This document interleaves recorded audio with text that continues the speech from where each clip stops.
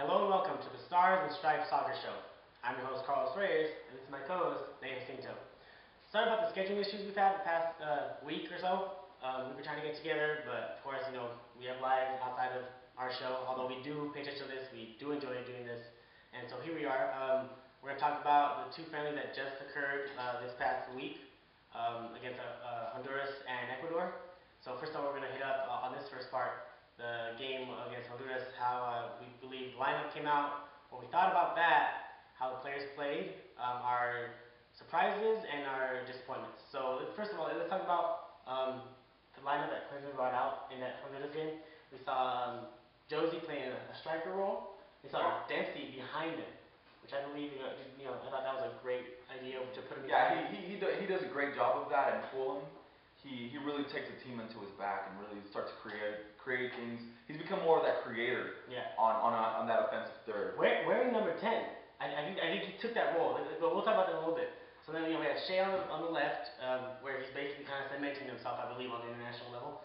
We had Daniel Williams, first time in camp, German player, who plays for Hoffenheim, new guy in the team, but hey, Clemson had enough trust in him to start him, played on the right.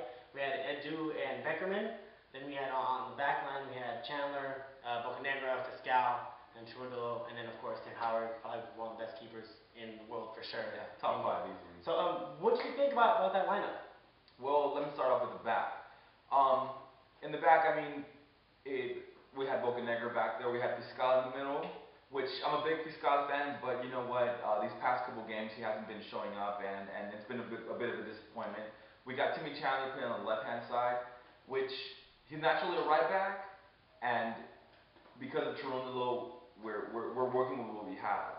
But I don't feel Trudelo will be in future plans. In the mix, at least to a World Cup. Absolutely. Qualifying, probably, but yeah, but World Cup. We started off there, which was pretty solid. In the middle, we went with Beckerman and Edu, which I liked the idea of it, but the chemistry just wasn't there. I don't know if you follow Edu's career.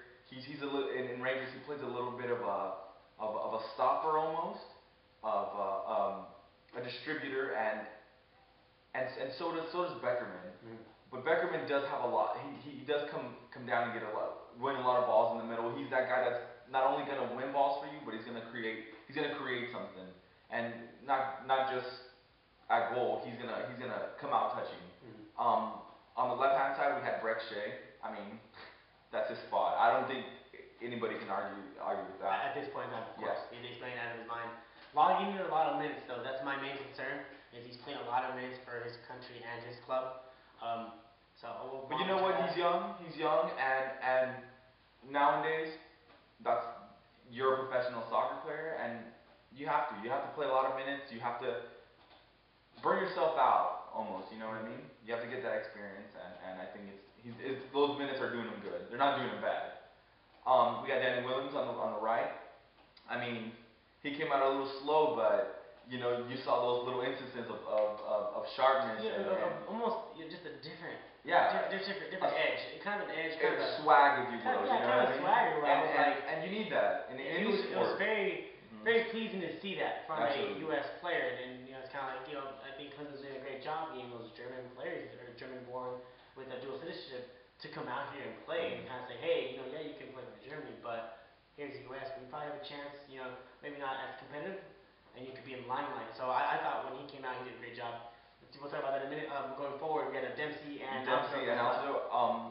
Dempsey again doing a great job. He had a great look at goal, and you just saw the magic that came out of Dempsey. I think Dempsey pressed pretty much taking that number 10, and made it his. He was wearing the 10. Yeah. It really isn't his, but I think he took that role that Clemson kind of just gave him. Said, here's the 10. But in the last 5 years, I have not seen a U.S. player have that tenacity that he did. That fortitude, if you will, to go forward and take players on and take chances. And he did. He took 2-3 guys out in the box, stepped on the ball, hit it with his left foot. And created a great shot at the second half, about 15 minutes into the second half. And then we had Josie Altidore up top. I know I criticized him on our last show about maybe being a little premature still, but he was really holding the ball, really holding the ball, waiting for his team to come up and play with him, playing really collective, and he was taking people on. He was taking a few knocks. I think the big thing was it showed that he was finally, basically in shape. He was yeah. back in the form. It looked I like know he was coming off those hammies. He's coming off the hammy injury. And I don't think he was fully fit, but this game he looked like, okay, he's been there. He's been scoring for his club, at a great pace. And he looks finally fit, and he looks comfortable. He looked like he took that role, and it looked like it really helped to have Dempsey behind him. Yep. And I think he really grew into maybe not growing into his body, but he's really starting to use his body a lot. He's a big kid. He's a big kid, and he's really starting to use his body to his advantage. Before he was a little unorthodox, very, very out of control, but now he has more of that pace, and I'm sure playing abroad and getting those starts and getting those goals has given him the confidence. Strikers is about confidence. The kid has confidence right now, so he's doing a good job. So let's talk about real quick. A couple guys who are out with injury for this game. Torres being one of them. I think Clemson was bringing him on and was trying to fill that role for him as far as the creator of the team. We also had Donovan out, who was out with injury. He had a quad injury. So we have yet to see Donovan and Dempsey, what are known to be our best two players, play together under Clemson, or under Clemson's role. And then we also have the recent injury, well, not recent, but he re-aggravated the injury for Stuart Holden. Wasn't probably in the plans for these friendlies. Probably in November he would have been.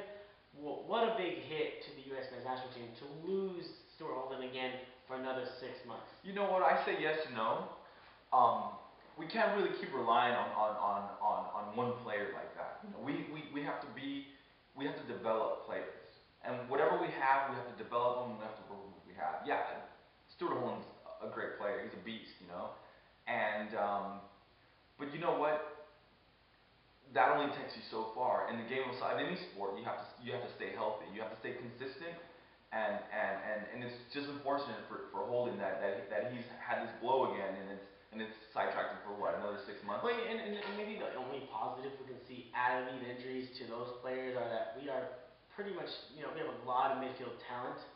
If we had an injury like that up front, like if Josie throws her, or if we had an injury in the back, like to Chandler or to Frundolo, that would be probably more of a concern. But the fact that it was all midfield players, probably not that much concern, but still, nonetheless, some of our good players not being in there. Let's talk about the game itself. I thought initially the first couple of minutes they were coming out like the way that Clemson wants them to play an attacking style of soccer or an attacking style of football. And to start off with that, they came out really flat. Surprise, surprise. They came out flat again, and Honduras is not. Honduras is a good team. They're a team to be reckoned with. They made it to their first World Cup in 2010. But I mean, they have a lot of players that are willing and able to play at that high level. So they came out really physical against the United States, and I think the United States was taken back by that. They losing the ball a lot. Their touch wasn't there. Second half they came in and everything was a lot sharper. Sharper passes, not so many square balls. We saw a lot of square balls from Adu and Beckerman in the middle, which could have cost us. We played a bigger team. We wouldn't get away with things like that. But again, we came out flat, and I mean, at this point, it's one of those things where the United States comes out flat every time they play. It seems like maybe that's just our style. But I just think they're just doing a lot better than they've done in the past. Absolutely. They're looking like to see to have that role that they're actually doing well. But I like to see that. It's good to see that they're doing well and that they're going forward with the plan that Clemson has. Absolutely. Again, the soccer was really collective. You saw a lot of really good things, a lot of positive things, a lot of positive runs, maybe when Gooch came in the second half, a lot better in the back. I couldn't even tell you. I mean, we can only go forward from this, and they look great. In my personal opinion, they look better than they did 6 months ago.